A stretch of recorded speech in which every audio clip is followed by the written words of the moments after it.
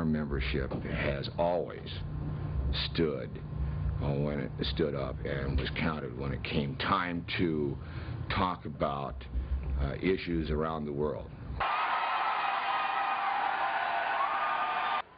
We in the International Longshore and Warehouse Union want to give them the welcome they deserve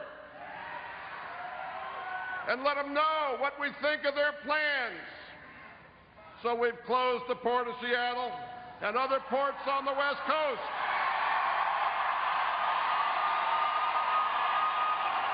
It showed the solidarity of all organized labor when we shut down the waterfront and stood shoulder to shoulder with the rest of our union members. This is kind of a, what should I say, a tool of last resort, and we have used it very sparingly, but you know, there have been times when we have refused to load cargo that was going to South Africa or unload cargo that was coming from South Africa, where we have been, we have deeply felt a connection with the people and their struggle.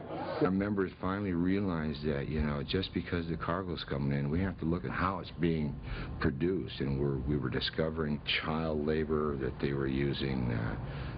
The type of slavery, type of labor force they were using, and our members said, you know, morally, we've got to stand up. When the Spirit says stand, we're gonna stand, stand, we're gonna stand. When the Spirit says stand, we're gonna fight. You know, we've been talking about this for the last year.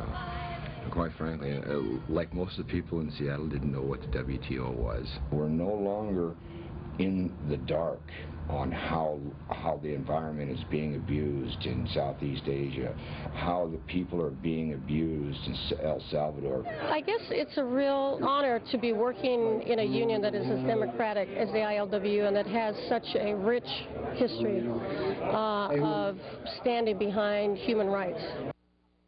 This is what I do every morning. Come down here and stand around, drink coffee. Mostly I drive heavy equipment. There used to be thousands of longshoremen down here. Now we're a number probably around 500, moving faster and moving more cargo.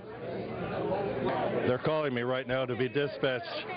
So I guess I escaped.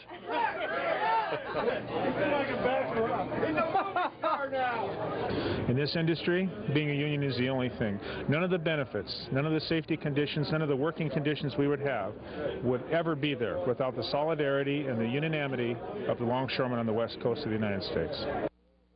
I think that one of the most exciting things about being in the march was the opportunity to link up with people from all over the world. And I think when you're dealing with a global entity such as the WTO, you kind of have to have a global voice.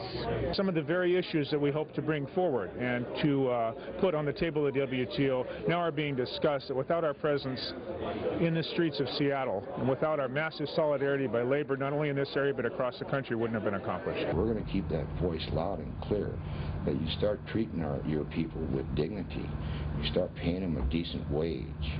You know, you allow them to organize themselves, you know, or you're not going to get your cargo moved as fast as you think you can.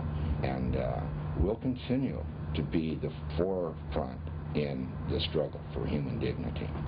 Now that Seattle is winding down with the demonstrations and our efforts, we should keep the feet to the fire of the WTO.